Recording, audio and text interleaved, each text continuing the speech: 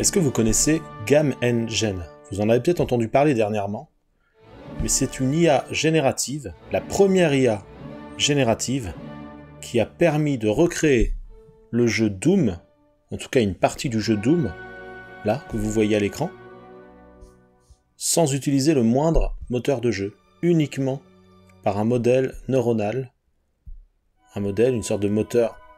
En fait, il n'y a pas de moteur de jeu réellement, c'est de l'IA générative qui génère chaque image et qui imagine les images suivantes avec plusieurs dizaines d'images par seconde. Il arrive à recréer ça en temps réel, sans utiliser le moindre moteur de jeu.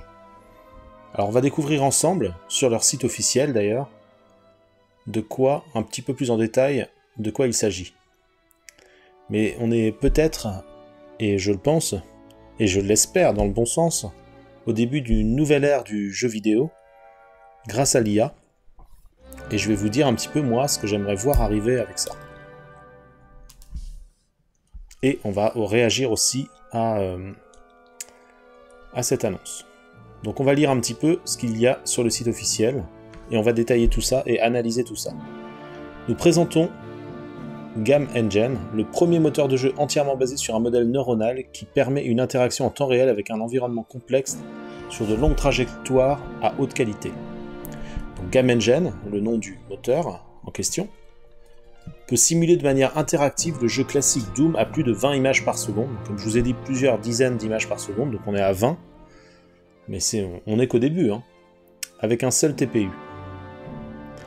La prédiction de l'image suivante atteint un PSNR de 29,4 comparable à la compression JPEG sans perte. Les évaluateurs humains ne sont que légèrement meilleurs que le hasard pour distinguer les courts clips de jeu des clips de la simulation. GamEngine est formé en deux phases. 1. Agent RL apprend à jouer au jeu et les sessions de formation sont enregistrées. Deuxième phase, un modèle de diffusion est formé pour produire l'image suivante conditionnée par la séquence d'images et d'actions passées. Les augmentations de conditionnement permettent une génération autorégressive stable sur de longues trajectoires. Vidéo de gameplay complète, donc là on la voit. Alors on a plusieurs passages ici. On voit bien que ça ressemble, il y a un petit côté flou sur certaines images comme ça, qui ressemble un peu à de la génération, mais si peu en fait. On a vraiment l'impression aussi, on voit les pixels d'ailleurs du Doom originel, donc je pense qu'il resimule même les pixels, et qu'en fait il n'est pas obligé de les afficher, parce que par défaut, si on voyait les pixels dans ce genre de jeu, c'est simplement parce que par rapport aux limitations des pixels de l'image, donc c'est assez grossier, mais là, si c'est de la génération, on pourrait imaginer qu'il fasse une génération sans aucun pixel aussi facilement, parce que les pixels, en fait, ils les simulent. Je suppose, en tout cas. Alors là, on voit différents passages, comme ça. Donc j'espère d'ailleurs que GamEngine, ce sera peut-être un moteur de jeu qui sera accessible, sur lequel on pourra travailler certaines choses. Et j'y reviendrai plus tard, mais ce qui m'intéresse énormément dans ce genre d'IA par rapport aux jeux vidéo, en plus des dialogues dont on entend parler avec les PNJ, qui seront adaptés et qui seront toujours différents, mais c'est pas ça le plus important pour moi. Pour moi, c'est un gros problème qu'on a dans le jeu vidéo, c'est que depuis 25 ans, on avait la promesse de certaines choses, des balbutiements de certaines choses dans Half-Life 2, dans d'autres jeux comme ça, avec de la physique, de l'interaction avec le décor, et finalement on s'aperçoit que, bon, on a beau affiner la résolution et beaucoup de choses, mais la physique évolue très peu dans les jeux. Moi, à l'époque, j'imaginais qu'à l'avenir, quand je voyais Half-Life 2, avec la possibilité de détruire beaucoup de choses, l'interaction physique, moi j'imaginais, même des matelas, à un moment il y a un matelas qu'on peut déplacer, enfin des choses comme ça, j'imaginais qu'à l'avenir, on puisse tout faire, qu'on puisse tout détruire dans le décor. Et donc imaginez si chaque situation est réutilisée par l'IA, est imaginée par l'IA, et donc on a les réactions en fonction, sans devoir justement alourdir énormément les choses. C'est juste l'IA qui s'adapterait en temps réel par rapport à ce que l'on fait. Et par rapport... comment imaginer ça? Par exemple, on tire sur une porte avec un certain type d'arme, et la porte elle va réagir en conséquence par rapport à un entraînement de la situation réelle.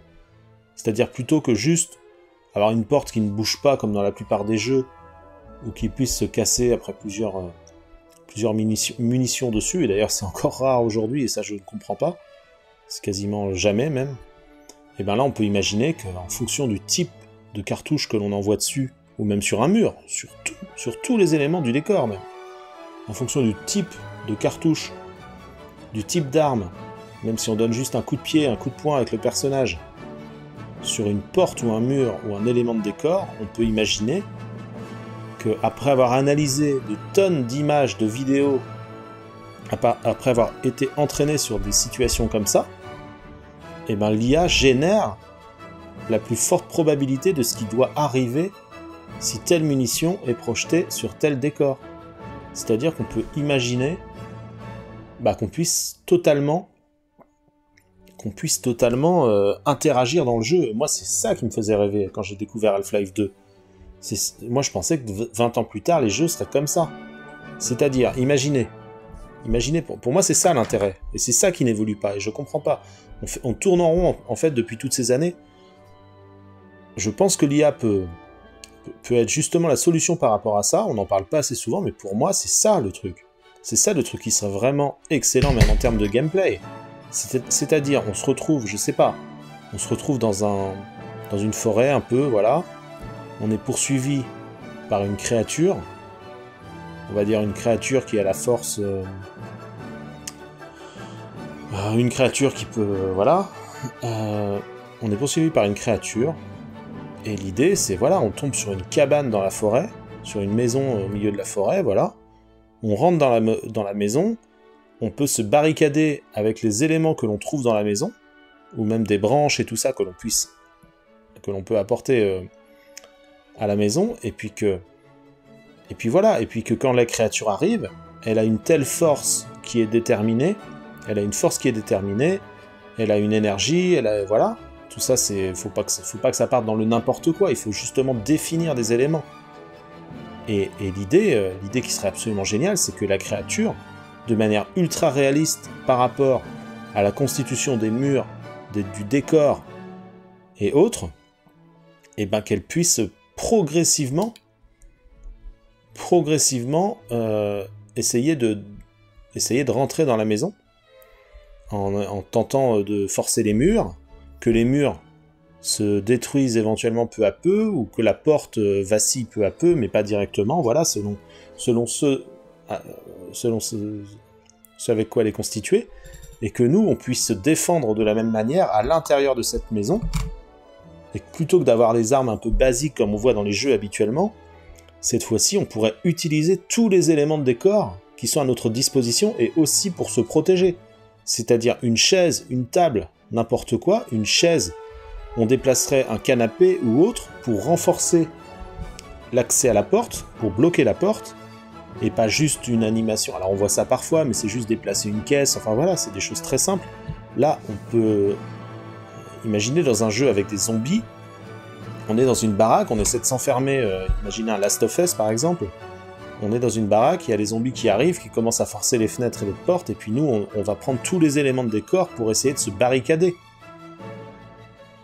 Vous imaginez les possibilités, par exemple, on va pousser une armoire au niveau des fenêtres, on va réunir un maximum, on va entasser les choses et tout ça, et puis tout ça va réagir à l'action des zombies selon leur force, ou des créatures, et voilà, et puis nous, on peut aussi utiliser les éléments pour se défendre. Ce serait génial, un jeu où on n'a même pas de flingue, même pas d'armes habituelles, et par contre, on peut prendre un bout de bois, on peut prendre un morceau, même si on casse une table, on prend un pied de table et tout ça pour se défendre contre les zombies. C'est ça qui serait intéressant. Ou alors même, on pourrait faire des pièges. Moi, je pense que l'IA peut apporter ça, et j'espère qu'elle apportera ça. C'est vers ça que j'aimerais qu'on tende.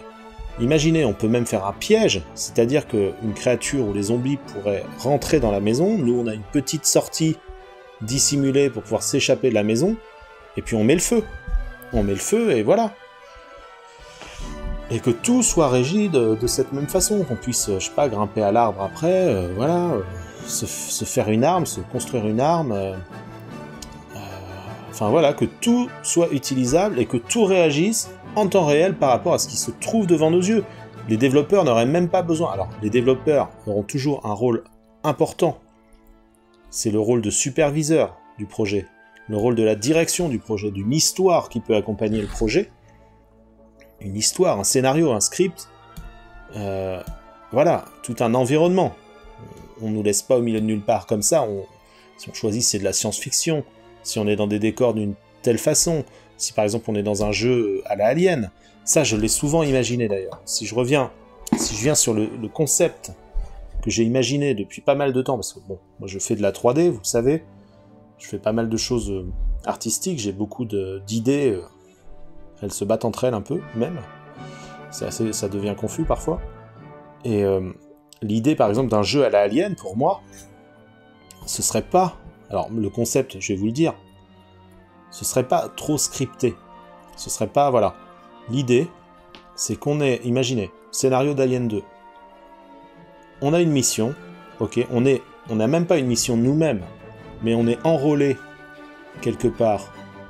On a été pris par rapport à nos compétences en sciences ou autres pour participer à une mission.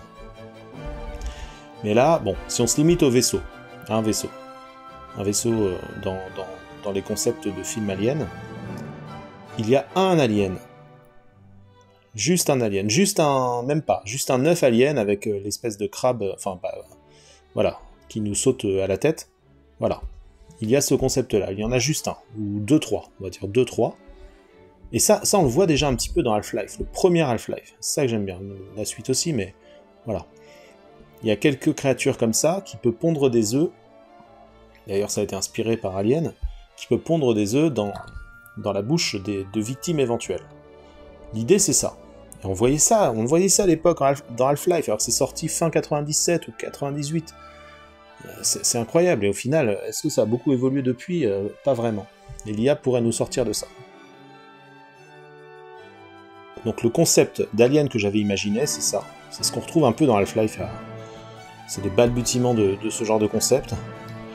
C'est-à-dire qu'on met une créature, trois créatures, on va dire les trois créatures qui sautent au visage dans Alien, dans un laboratoire gardé par un scientifique, un garde, enfin voilà, des éléments qui sont pas suffisants pour les arrêter, on va dire. On met une catastrophe, quelque chose qui se passe, et après on laisse totalement la simulation agir en fonction de ce qui arrive.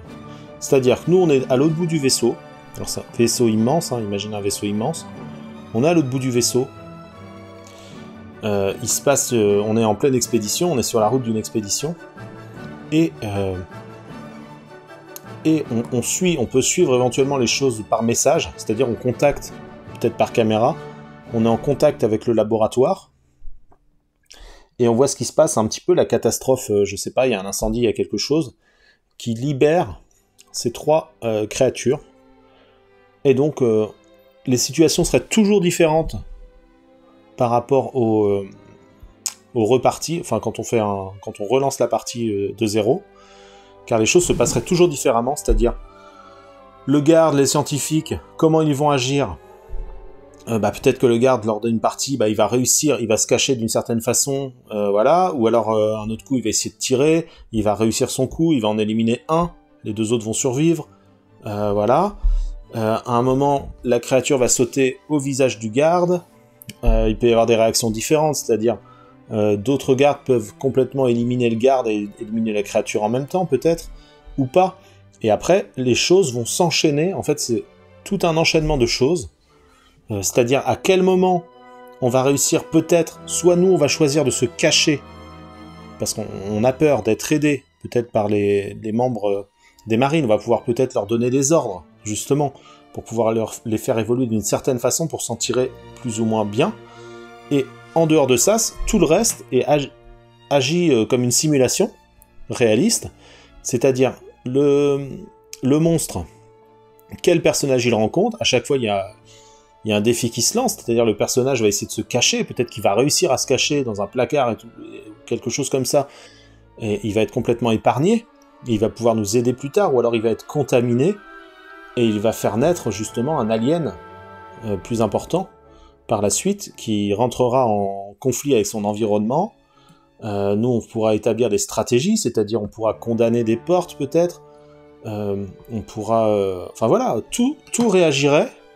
En fait, on part d'un scénario de base, on pourrait préprogrammer les réactions, les personnalités du personnel qui serait dans le vaisseau, et tout le reste réagirait en conséquence par rapport à toute une... En fait, ce serait jamais la même partie, car les situations seraient toujours différentes comme dans la vie réelle. C'est-à-dire, il suffit qu'on arrive à tuer la créature avant qu'elle grandisse ou pas. Enfin voilà, il suffit que la créature qui grandisse, elle pourrait aussi créer des... Enfin, il pourrait y avoir tout un tas de choses qui se passent. On pourrait tout simplement se défendre en créant des pièges, peut-être, en ouvrant, je sais pas, la porte vers l'espace. Alors dans le film, tout est aspiré, donc ça on pourrait aussi le reproduire. Enfin voilà, tout réagirait par rapport à nos choix, et par rapport aussi au PNJ qui serait géré par l'IA, et donc qui agirait toujours différemment, car à chaque fois ce sont des probabilités de nos personnages, aussi bien les monstres que les scientifiques, ou bien les mercenaires qui seraient dans le vaisseau, agiraient toujours différemment, même par rapport à nous. Parce que tout est une question de probabilité et de contexte. C'est-à-dire, un personnage va agir différemment, par exemple, s'il est soit en compagnie d'un autre personnage, il va se sentir plus fort, il va sûrement agir différemment, soit il est tout seul, il a peur, ou alors il va prendre des risques démesurés. Après, s'il est avec d'autres personnes, il va pouvoir être retenu par les autres personnes. Enfin, tout se passerait différemment.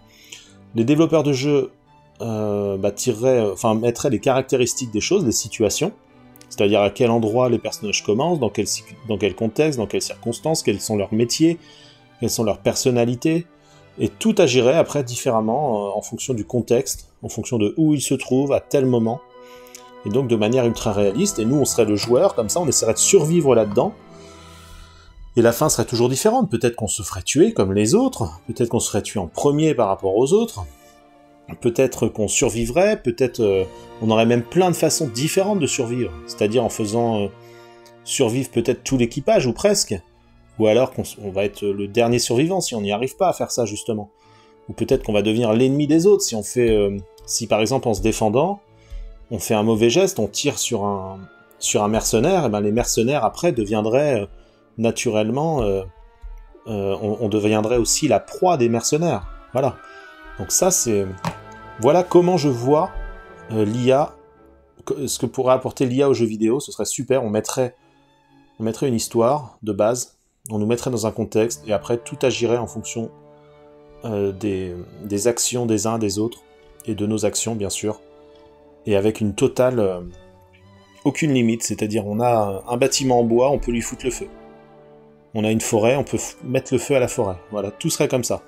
On voit une torche, comme on voit là, ici, là. Une torche, on la saisit, on met le feu, on brûle quelque chose, ou... Enfin voilà, on peut absolument détruire toutes les lumières toutes les lumières du bâtiment, selon ce qu'on utilise pour les détruire, justement. Et tout serait comme ça. Donc là, ils expliquent un peu plus, donc abstrait. Alors là, on l'a déjà lu, voilà. Ok. Donc c'est peut-être le début de ça, hein, tout ça.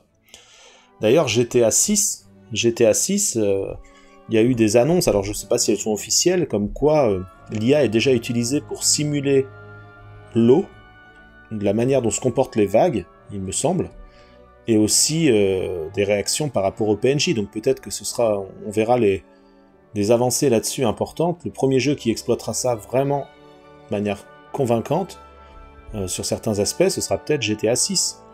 Et ça, ce serait fort, parce que c'est un grand jeu, quoi. C'est un jeu sur lequel on peut revenir. C'est un open world, on peut revenir longtemps sur GTA 6, donc peut-être qu'il évoluera même avec ça. C'est-à-dire qu'on aura une base au début, et puis peut-être qu'il y aura des ajouts, des mises à jour, jusqu'à devenir une véritable simulation de vie dans laquelle il y a les gangsters, et il y a les quartiers, il y a tout ça, quoi. Ce serait fort. Donc on va lire un petit peu plus aussi comment ça fonctionne.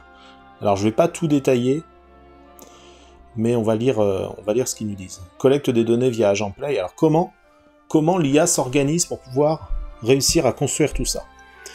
Collecte de données via Agent Play. Donc ça doit être l'apprentissage, j'imagine. Étant donné que nous ne pouvons pas collecter le gameplay humain à grande échelle, ce qui pourrait être possible hein, via des streams, enfin voilà, dans un premier temps, nous formons un agent RL automatique à jouer au jeu.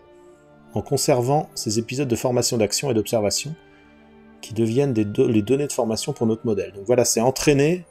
En fait, l'IA est de plus en plus forte, plus elle voit des situations différentes, et après, elle adapte tout ce que... Elle génère toutes les choses, quoi. Entraînement du modèle de diffusion générative, nous réutilisons un petit modèle de diffusion, Stable Diffusion, en l'occurrence en version 1.4, et le conditionnant non sur une séquence d'actions et d'observations précédentes, donc les images, voilà, pour atténuer la dérive autorégressive pendant l'inférence. Nous corrompons les images de contexte en ajoutant du bruit gaussien aux images codées pendant l'entraînement. Cela permet au réseau de corriger les informations échantillonnées dans les images précédentes. Et nous avons constaté que cela était essentiel pour préserver la stabilité visuelle sur de longues périodes. D'accord, donc si j'ai bien compris, mais dites-moi dans les commentaires hein, si vous comprenez autrement, en fait il floute certaines parties d'image, il détruit certaines parties d'image pour entraîner l'IA à la recréer. Et donc à corriger les erreurs petit à petit, à recréer de manière toujours plus... de manière la qualité doit arriver toujours plus loin. Réglage fin du décodeur latent, l'encodeur automatique pré-entraîné de Stable Diffusion 1.4 qui compresse des patchs de pixels 8x8 sur 4 canaux latents génère des artefacts significatifs lors de la prédiction des images de jeu, qui affectent des petits détails, en particulier le HUD et la barre inférieure. Donc ça c'est l'interface. Pour tirer parti des connaissances pré-entraînées tout en améliorant la qualité d'image, nous formons uniquement le décodeur et l'encodeur automatique latent à l'aide d'une perte MSE calculée par rapport aux pixels de l'image cible. Petit extrait comme ça du fonctionnement du code. Remerciement, voilà. Bon là on n'en a pas plus, cette page était construite dans le modèle de page académique, voilà, ok. Bon, voilà. Je pense que vous avez compris, en fait l'IA prédit toujours l'image d'avant, l'image d'après, enfin analyse l'image d'avant pour pouvoir produire celle d'après, et donc c'est comme ça qu'elle se forme petit à petit. Mais là on est sur une base, sur quelque chose de je dirais pas simple, hein, parce que c'est quand même quelque chose d'assez complexe pour faire ça tout en génération, avec un apprentissage comme ça, c'est balèze. Mais plus ça va évoluer, plus on va arriver à des choses incroyables, comme on peut voir sur certaines animations vidéo par l'IA, et surtout, vu que c'est du jeu vidéo, comme je dis, à des interactions. C'est-à-dire, limite, je pense que pour entraîner leur IA, par exemple, quand on voit une fenêtre, il faudrait qu'ils partagent des images à l'intelligence artificielle de fenêtres qui se cassent de 1001 façons, selon le projectile qui lui arrive dessus. Pour un mur, c'est pareil. Et comme ça, là, on arriverait sur des jeux avec une interaction ultra poussée. Ce serait super. Je pense que moi, c'est ça qui m'intéresse vraiment le plus avec le concept, comme je vous ai dit, pour Alien et autres. Alors on en reparlera, on fera des petites analyses comme ça, des petites réflexions comme ça sur l'IA et sur d'autres choses. On reviendra là-dessus. Et donc je vous dis merci d'avoir suivi cette vidéo. Je vous dis à très bientôt pour une prochaine. Et surtout, dites-moi ce que vous en pensez et ce que vous imaginez, vous, comme concept, dans les commentaires. Allez,